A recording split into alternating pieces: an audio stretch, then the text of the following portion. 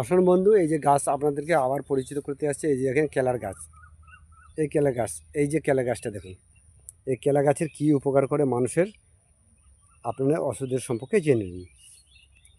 যে কোনো লোকের, মেয়ে হোক বা পুরুষে হোক, যে কোনো লোকের যদি পায়খানা হয়, পাতলা পায়খানা হয়, পায়খানা করতে চর্বি পড়ে যায়, তেলের মতো পড়ে, বেশি না 3 থেকে 4 দিন খেতে হবে আপনাকে।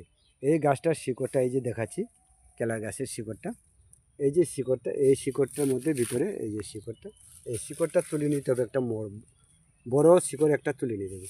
বড় শিকড়টা তুলে নিয়ে এর সঙ্গে কি করবেন, গ্লাসে নিয়ে কেটে কেটে ছোটো ছোটো করে কেটে নিতে হবে।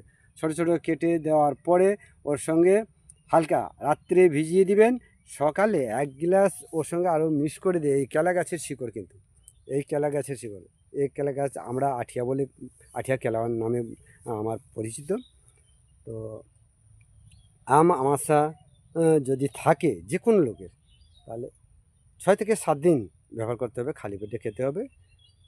ওই শিকড়টাকে কেটে দিয়ে গ্লাসে রাত্রে ভিজিয়ে দিলে সকালে খালি পেটে মুখ হাত ধুয়ে আপনাদেরকে খেয়ে নিতে হবে।